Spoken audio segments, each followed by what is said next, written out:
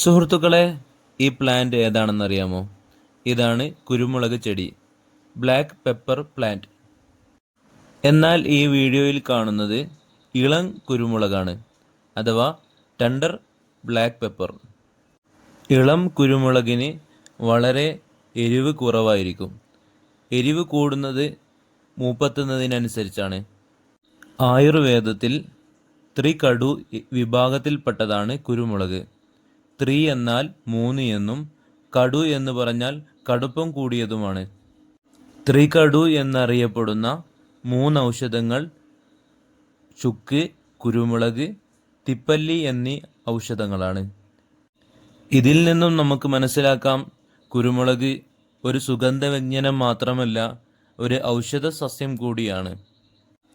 കുരുമുളകിനാണ് ഔഷധമൂല്യം കൂടുതലെങ്കിലും കുരുമുളകിൻ്റെ ഇലയും ഔഷധമായിട്ട് ഉപയോഗിക്കാറുണ്ട്.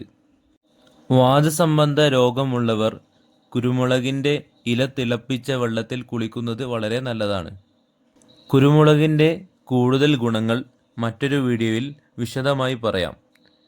അപ്പോൾ ചാനൽ ഇഷ്ടപ്പെട്ടാൽ സബ്സ്ക്രൈബ് ചെയ്യുക. ഈ അറിവ് നിങ്ങളുടെ സുഹൃത്തുക്കളിലേക്കും പകർന്നു നൽകുക. അതിനുവേണ്ടി ഈ വീഡിയോ ഷെയർ ചെയ്യുക.